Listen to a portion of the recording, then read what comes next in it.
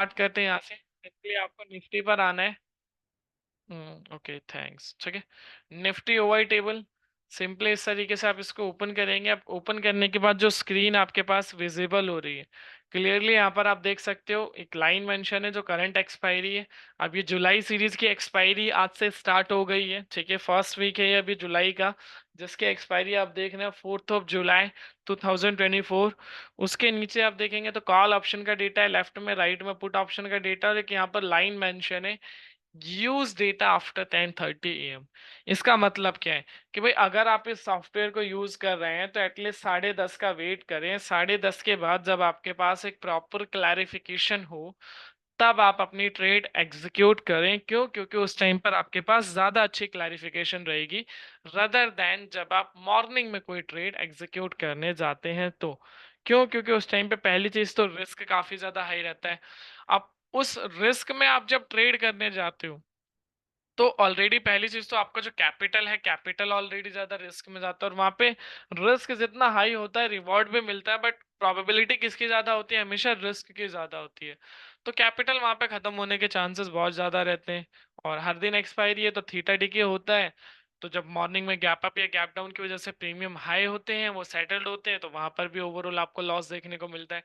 तो ये कुछ प्रोस्पेक्टिव हैं जो हमें देखने चाहिए बिफोर एनी ट्रेड एग्जीक्यूशन। ठीक है, और उसके अकॉर्डिंग फिर हम उस पर देखते हैं। ठीक है, क्लियर? तो ये हो गया सबसे पहली चीज, यूज डेटा आफ्टर 10:30 AM। उसके बाद ये जो प्रॉपर ऑप्शन चेन देख रहे हैं, इसमें ये जो पॉइंट्स है ये क्या है?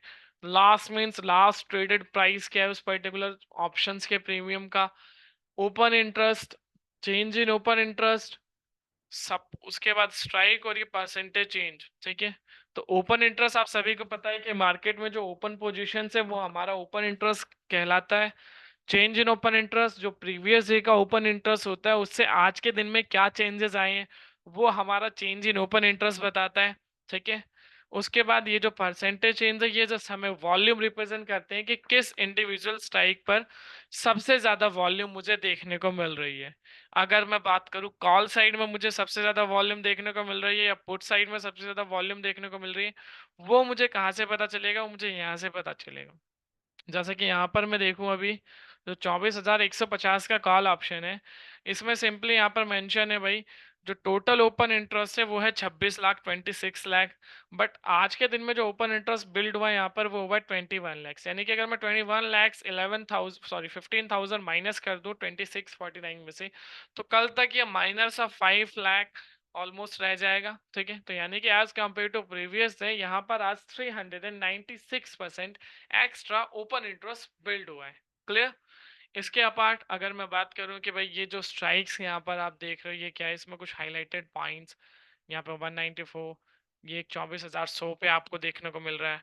अपार्ट फ्रॉम 20,400 एक 24,200 एक 24,000 पर आपको देखने को मिल रहा है। अब ये क्या है?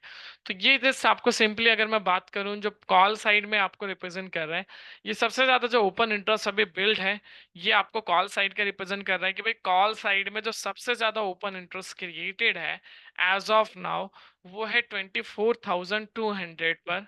और रदर देन अगर मैं बात करूं पुट साइड में कहां पर सबसे ज्यादा ओपन इंटरेस्ट क्रिएटेड है वो है 24,000।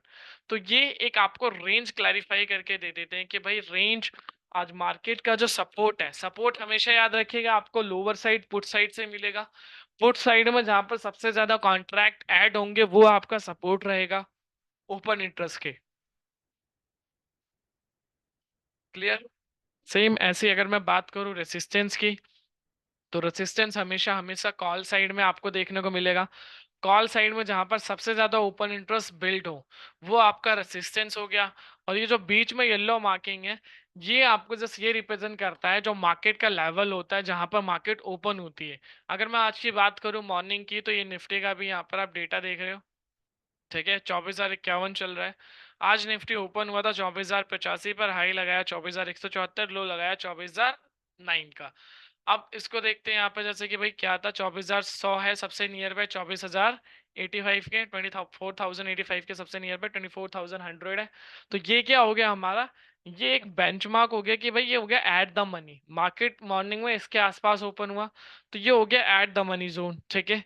अब इसीलिए जो वॉल्यूम आप देख रहे हो, जो परसेंटेज देख रहे हो, सबसे ज्यादा आपको एट द मनी के पास देखने को मिलती है, वो वहां पर आपको फ्लैश हो रही है।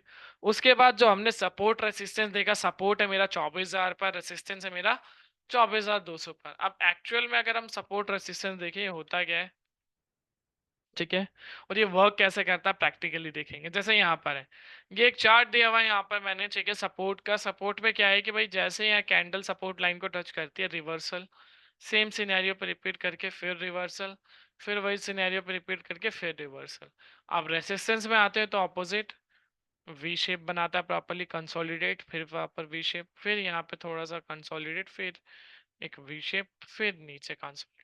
तो मीन्स यहाँ से एक ये क्लैरिफिकेशन मिलती है कि मुझे कि भाई जब मार्केट सपोर्ट की तरफ हो तो वहां से एक डाउन मूव सॉरी एक अप मूव आ सकता है, और मार्केट जब रेसिस्टेंस की तरफ हो तो वहां से एक डाउन मूव आ सकता है। रीजन रीजन यहाँ पर ऑलरेडी मेंशन है, इनको अगर आप प्रॉपरली पैराग्राफ को देखना चाहते हो मीनिंग वाइज तो देख सकते हैं। जैसे price fall because there an excess of supply over demand, ठीक है, the lower price go, the more attractive price become to those waiting on the sidelines to buy the share। Simple अगर मैं बात करूं, वो लोग जो वेट करते हैं कि कब गिरे, जिसे हम बाय ऑन डिप्स की स्ट्रेटजी बोलते हैं। हमेशा आपने देखा होगा जो बाय ऑन डिप्स हम प्रेफर्ड करते हैं वो कहां पर आपको एवेल्युएट करना पड़ता है, वो इसी प्राइस पर, ठीक है। At some level demand that would have been slowly increase. अब सीधी सी बात है, मार्केट में किसी चीज की सप्लाई ज्यादा थी, अब धीरे धीरे उसकी डिमांड भी बढ़ने लगती है, तो क्या है वो प्राइस जो है, पहली चीज तो गिरना कम हो जाएगा, ठीक है। क्यों? क्योंकि उसकी जो सप्लाई थी, सप्लाई उसके अकॉर्डिंग ज्यादा थी, अब डिमांड कम थी तो वो प्राइस गिरेगा। बट जब डिमांड भी हाई हो रही है धीरे धीरे, तो ऑटोमेटिकली वो क्या है, डिमांड एंड सप्लाई रूल के अकॉर्डिंग प्राइस फॉल होना कम हो जाएगा, डिमांड बढ़ने लगेगी, तो वो धीरे धीरे अपसाइड जाने लगेगा। सेम वही रूल यहाँ पर भी एप्लीकेबल है, ठीक है, वही यहाँ पर मेंशन है।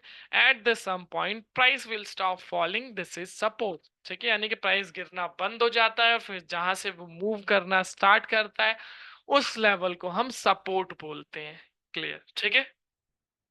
सेम ऐसे resistance, resistance is opposite of support, simple उसका ऑपोजिट रहेगा, price then move because there is more demand than supply, ठीक है। अब यहाँ पर क्या है कि भाई जो सप्लाई है वो कम है, डिमांड ज्यादा है, ठीक है। ऐसे सिनेरियो में प्राइस ऑलरेडी हाई पर रहता है, फिर क्या होता है, एज प्राइस पे प्राइस हाई रहता है, फिर there will come a point when selling will overwhelm the desire to price, ठीक है। यहाँ पे क्या रहता है कि बस वो अपने डिजायर, जो उनका खुद का मनचाहा प्राइस है, उस पर वो सेल करना चाहते हैं। सो इसका कई सारे रीजंस हो सकते हैं, वैरायटी ऑफ रीजंस यहाँ पे mention, it could be traders have been determined the price is too high और have met their target, it could be recalculate of buyer to initiate the new position at such rich valuation, ठीक है। अब यहाँ पर क्या होता है कि सबसे पहली चीज जो टारगेट होता है, काफी लोगों को लगता है कि भाई वो ऑलरेडी हिट हो चुका है या फिर हाई है, तो वो उस चीज को प्रेफर करना बंद कर देते हैं। उसके बाद जो रिलोकेट करते हैं उसको कि भाई कैसे जो बायर है वो इनिशिएट कर रहा है न्यू पोजीशन की तरफ, तो यहाँ पर आके एट दिस लेवल जो यहाँ पर पोजीशंस बनाते हैं प्रॉफिट बुक करते हैं, ठीक है। अब जब प्रॉफिट बुक होता है तो सीधी सी बात है, जब प्रॉफिट बुक करोगे तो ऑलरेडी प्राइस फॉल होगा, क्योंकि वहां पर एकदम से लिक्विडिटी आ जाती है मार्केट के अंदर।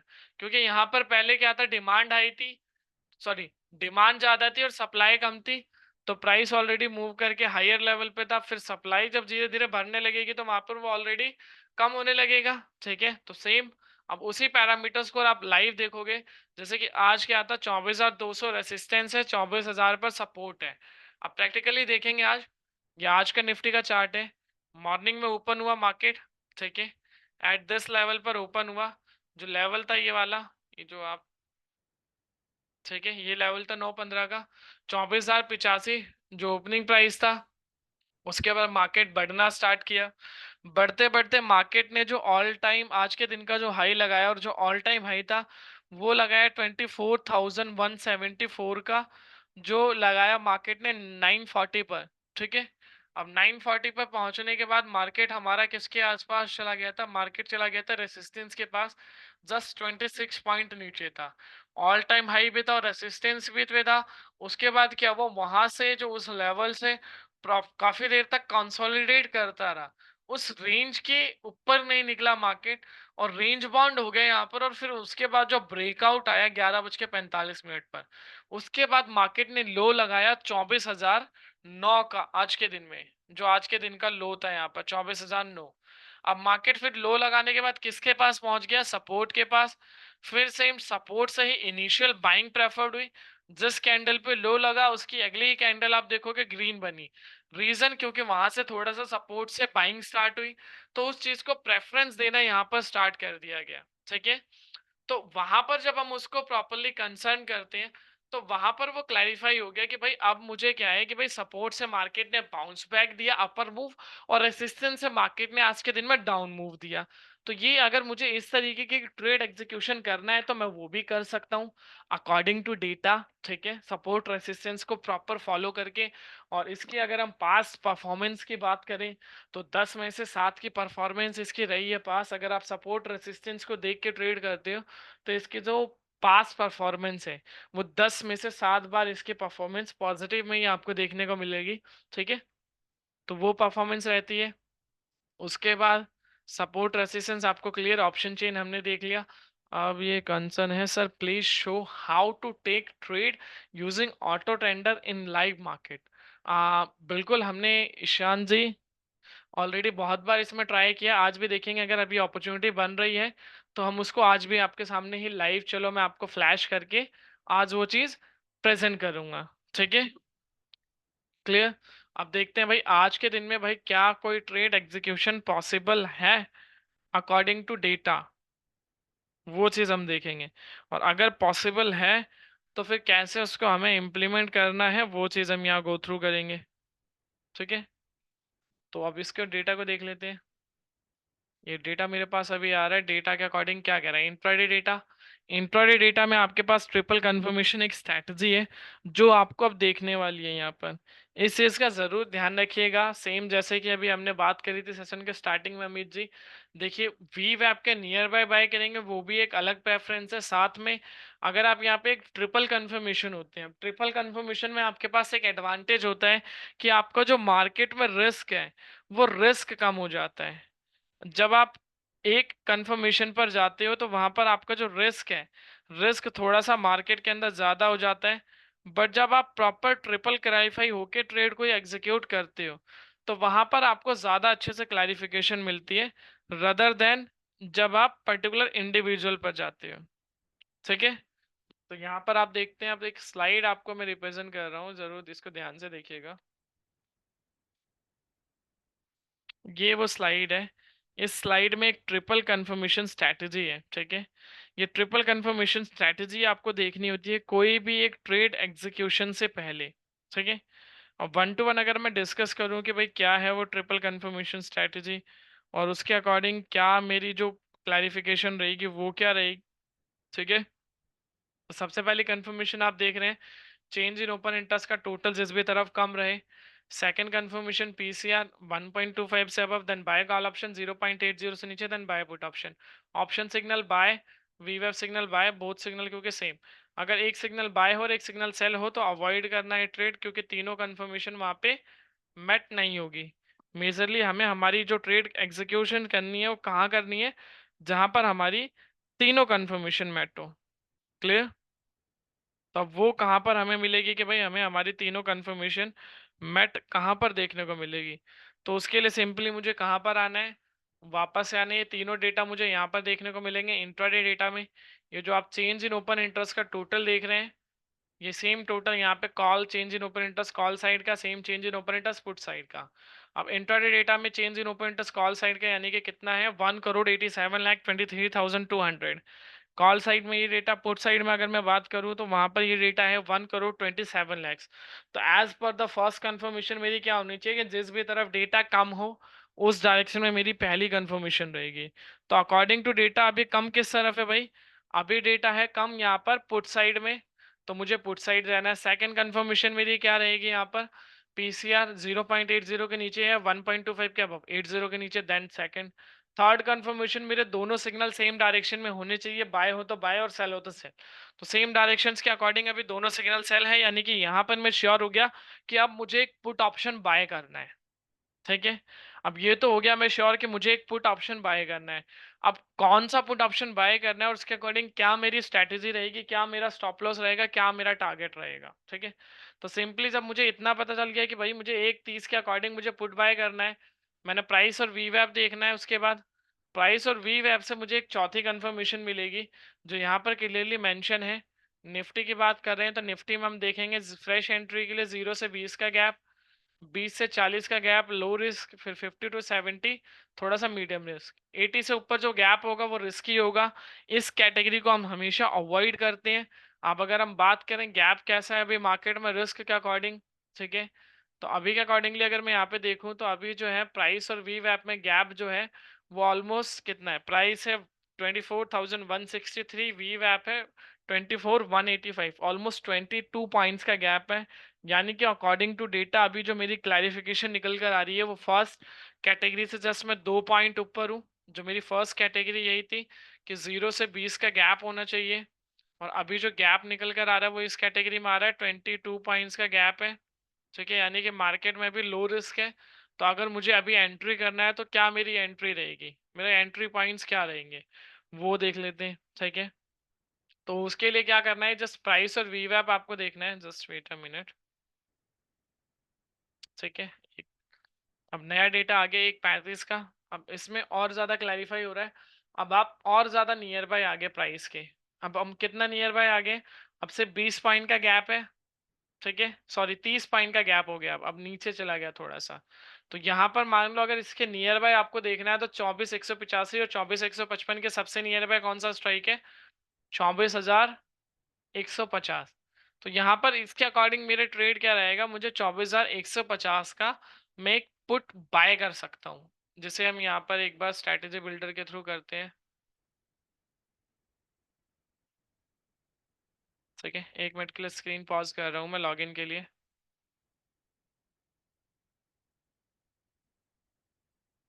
ठीक है, तो लाइवली ही हम देखते हैं क्या रहेगा उसके अकॉर्डिंग।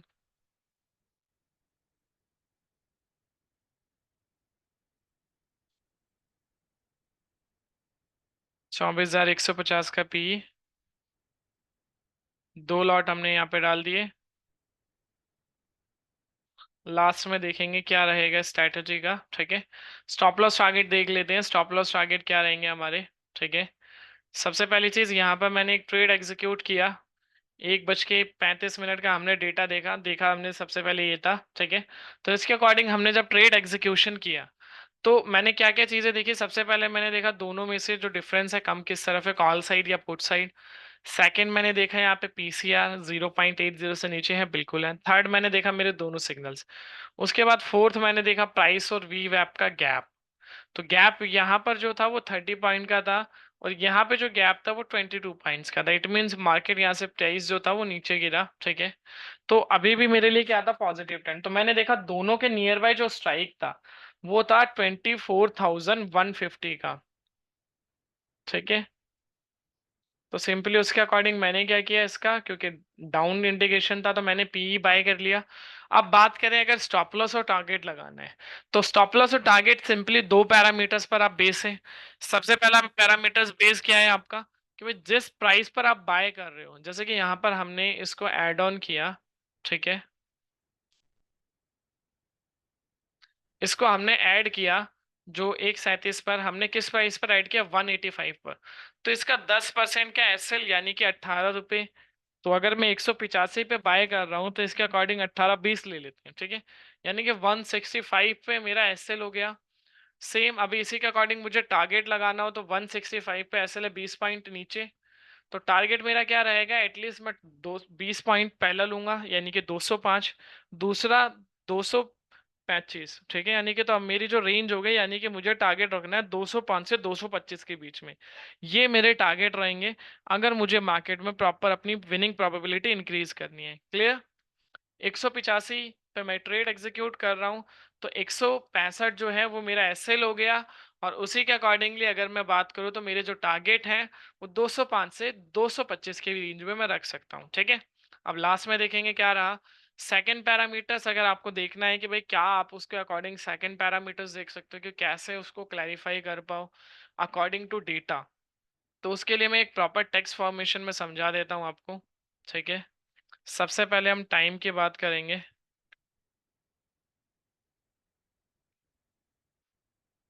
इस टाइम के अकॉर्डिंग हमने ट्रेड एग्जीक्यूट किया था।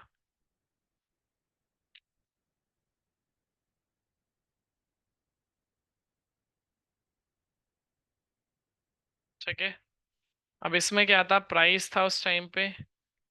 नहीं, सबसे पहले क्या था, हमारी जो तीन कंफर्मेशंस थी, मेट, फिर मैं आया प्राइस और वी वैप के गैप पर, इज इक्वल टू गैप था 30 पॉइंट। कैटेगरी जो निकल कर आ रही थी लो रिस्क, जिसका क्राइटेरिया मेंशन था 20 से 40 का गैप होना चाहिए। तो इसके अकॉर्डिंग मैंने क्या किया, प्राइस और नियर बाय जो वी वैप के स्ट्राइक था,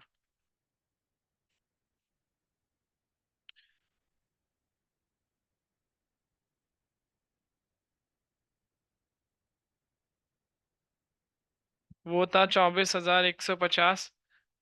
ठीक है, और बाय पी करना था तो मैंने सेम वही चीज करी, बाय पीई।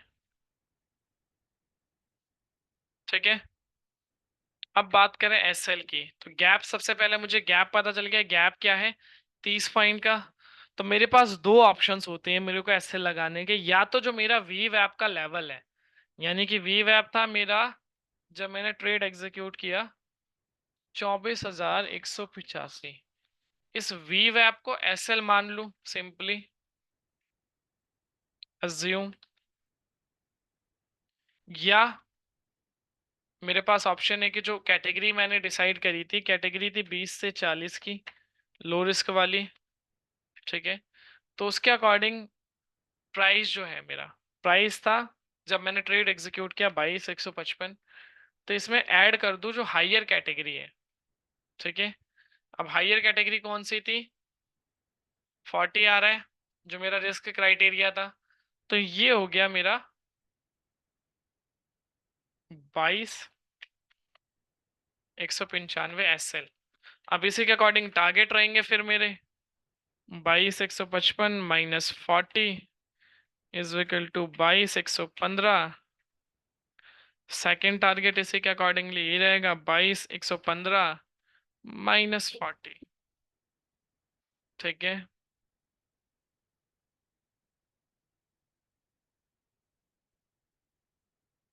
सेकेंड पैरामीटर सीखिए।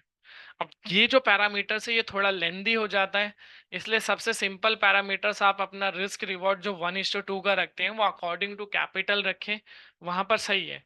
और सबसे बेस्ट टाइम फ्रेम कुछ नहीं करना है, जो भी आपको ट्रेड एग्जीक्यूट करनी है उसके बाद आप अपना स्टॉप लॉस और टारगेट जो लेना है, अगर आप अपना स्टॉप लॉस और टारगेट ले रहे हो तो 20 पॉइंट 25 पॉइंट का एसएल लो, 15 20 25, इससे ज्यादा एसएल मत लो। ठीक है, और अगर आप टारगेट ले रहे हो तो वही 35 40 45, इससे ज्यादा आप टारगेट मत ले।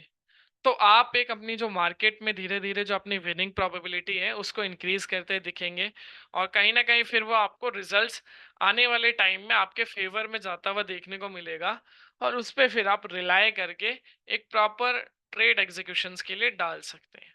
ठीक है, सबसे बेस्ट पैरामीटर्स तो ये, तो उसको आप फॉलो कर सकते हो। सेकेंडली, अगर आप उस चीज को फॉलो नहीं भी करते हो तो आप इस पैरामीटर्स पर आओगे, बट इस पैरामीटर्स पे क्या है कि आपका जो रिस्क है वो रिस्क काफी ज्यादा हाई हो जाता है, तो इस पैरामीटर्स को आप फॉलो कर सकते हो। आप इससे रिलेटेड अगर किसी का कोई डाउट कि ट्रेड एग्जीक्यूशन से रिलेटेड, तो वो कंसर्न कर सकता है, फिर उसके ऊपर हम बात करेंगे। अदरवाइज फिर हम मूव करेंगे हमारे फाइनल टॉपिक पर जो रहेगा स्टॉक सिलेक्शन से रिलेटेड।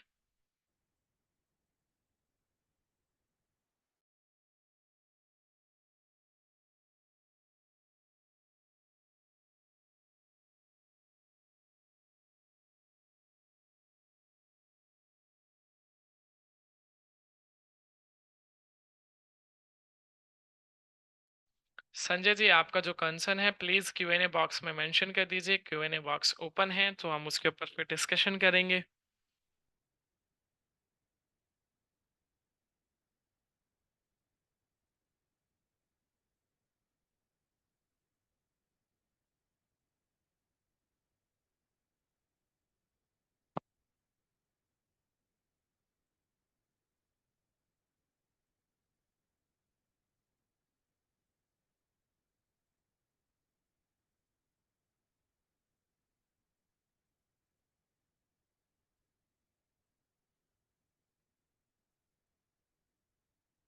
या और किसी का कोई कंसर्न है तो वो भी पूछ सकते हैं।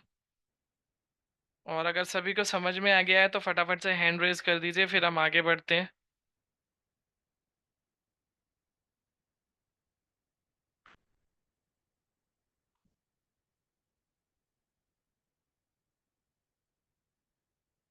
टाइम फ्रेम 5 और 15 minute for intraday. Time frame देखिए, हमें संजय जी हमेशा ज़्यादातर हम प्रेफरेंस 5 मिनट को देते हैं। क्यों? क्योंकि 15 मिनट पर अगर आप आते हैं तो देखिए, आपने अब 15 मिनट का क्लिक किया तो हर 15-15 मिनट के अकॉर्डिंगली आपको डेटा मिलेगा। बट जब आप इसको 5 मिनट पे क्लिक करते हो, ठीक है, तो हर 5-5 मिनट पे, जैसे भी 1:30 है, 1:35 का भी आ रहा है, 1:40 का आ रहा है, 1:45 का, जब आप 15 मिनट पर आओगे तो हर 15-15 मिनट का डेटा आपको सिर्फ यहाँ पे फ्लैश होगा। तो वहां पर मान लो आपने कोई एक ट्रेड एग्जीक्यूट किया, तो उसके बाद थोड़ा सा वो रिस्की हो जाता है, क्योंकि आपने 15 मिनट का जब तक टेबल नहीं आएगा उसके अकॉर्डिंग आप नहीं देख पाएंगे। तो उससे बेस्ट ये रहता है कि जितना ज़्यादा आपके पास डेटा होगा, जितना ज़्यादा आपके पास क्लैरिफिकेशन होगी, उतना आप उसको एक्यूरेट और परफेक्ट कर पाओगे। ठीक है, क्लियर? तो वो सारे प्रोस्पेक्टिव रहते हैं हमारे संजय जी। और इसके अलावा किसी का कोई कंसर्न या किसी को कुछ पूछना है रिलेटेड टू सॉफ्टवेयर, सो पूछ सकते हैं।